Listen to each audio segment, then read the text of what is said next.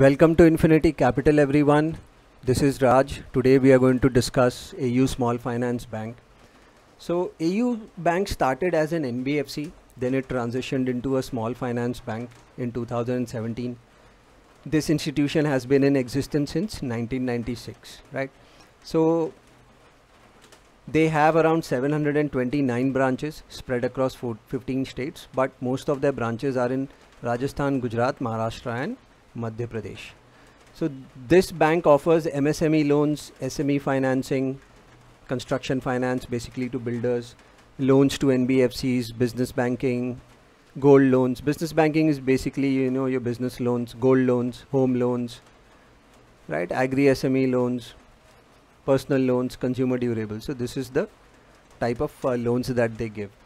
Since it is a small finance bank, they do all sort of banking activities, current accounts, savings accounts, deposits, transaction banking, mutual funds, insurance, so on and so forth, right? Okay, now we are going to quickly go through some of the other numbers. So this is the latest quarter-on-quarter report, wherein we see that the total deposits have increased from 26,000 crores to 37,000 crores. CASA ratio has also improved from 14% to 26%. Their average cost of funds has gone down, so which will definitely increase their profitability. They have seen a loan AUM growth as well, so this also looks pretty good. The collection efficiency has also become better. Obviously last year April, May, June had severe lockdowns, so the collection efficiency has also become better, right? Obviously there are NPAs, but NPAs are pretty all right, because we've gone through a pretty severe year last year in terms of economic activity. So NPAs are going to happen. Let's look at some of the other things, right? So deposits have grown at 66% CAGR. There has been a smart AUM growth of around 36% CAGR. Assets have grown at 52%. Customers have increased at 77% CAGR. So these numbers are pretty good. Okay, that is the reason why I like this bank.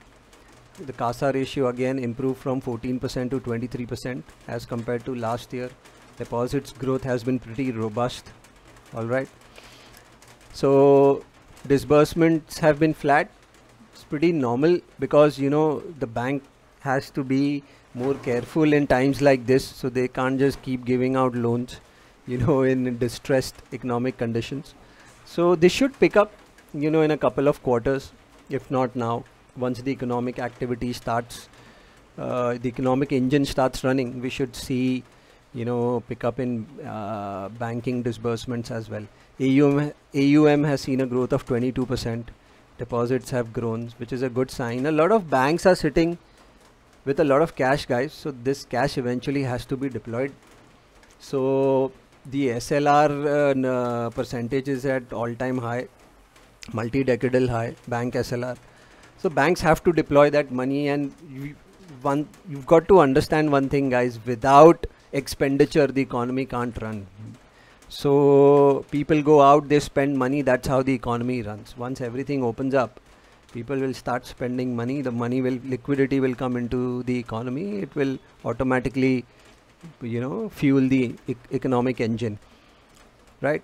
So the GNPA is high at the moment, but the way the GNPA is calculated, so anything past 90 days is considered as NPA, right? So the 90 days past due is around 2.7%, and the below 90 day past due portfolio is around 1.5%. So we can actually remove this and take only this as the actual GNPA, because this is essentially not NPA as of yet, but because of the new circular by RBI, they sort of considered this at NPA as well. ROE pretty good. Tier 1 capital, that's also pretty good. So overall the numbers look pretty great. This is the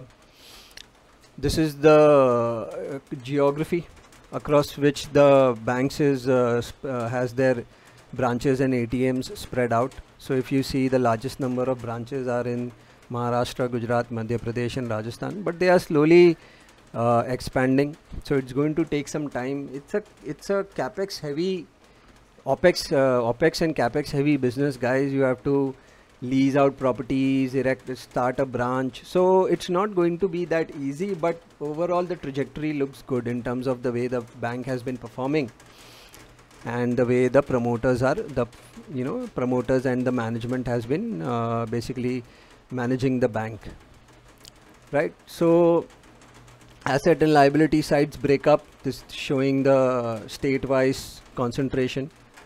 All right. Now I would like to just show you a couple of other things. What are the types of loans that they offer? Just a second, guys. Over here. So these are the loans, right? So 14% book yield is wheels, MSMEs 15%, home loan is 12%, business banking is 9%, agri is 10%, NBFC 10%, so on and so forth, right? And the most important thing about a bank is its management, because a bank is a highly leveraged business. Hence the management quality has to be excellent, impeccable, or else there is there is a lot of risk in the bank. So we're just going to look at the management here. Sanjay Agrawal, he's done an excellent job, right? He's got 25 plus years of experience. He's the MD and CEO of the company. Uttam Tibrewal, whole-time director. Pushpinder Singh, ex Bank of India, ex-advisor, NPCI, right? Professor MS Sriram, visiting faculty at IIM, okay, on board of IDMC and DDB, so on and so forth. Ex-CIO, Taj Group of Hotels, Jyoti Narang. Krishnakant Rathi, ex-CEO, Future Group, Future Consumer. Ex-MD, State Bank of India, Indian Bank Association, Chief Executive, Mr. VG Kanan. Right, Mr. Raj Vikash Verma, he's ex-chairman of NHB. So this is an excellent board, very professionally managed company. Another thing that I would like you to give your attention to is the number of marquee investors in this company. Kotak FlexiCap, Motilal. Motilal did a private equity investment in this company. I guess that was converted into shares earlier. They got into this company long ago through some private equity investments.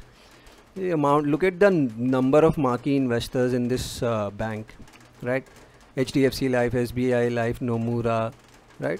New World Fund, Small Cap World Fund, and the amount of shares with public is around 10% or so, right? Most of the shares are out with marquee investors, big investors, individual investors, AIFs. This is excellent, this sort of participation is excellent, right? Now let's look at the profitability of the company also pretty quickly. So if you see, they've recorded almost, their profits have almost doubled as compared to last year, 1171 crores, right? And last year's profit was 675 crores. So they've seen good growth, right? So this looks pretty good. Overall, if you see, from their sales have also been constantly rising. There has been a constant growth in sales. Okay, let's look at the consolidated numbers as well.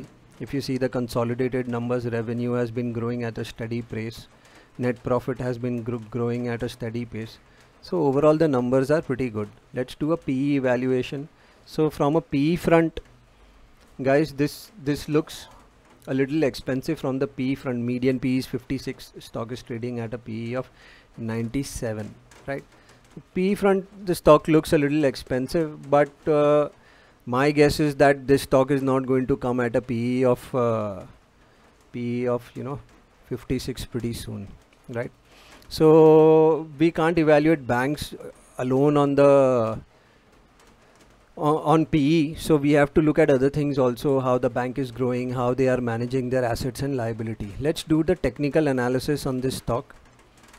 So this stock got listed around 2017, right? It sort of made new high, broke out, did pretty well, and then it obviously, because of the COVID crash, it crumbled around 70% or so, right?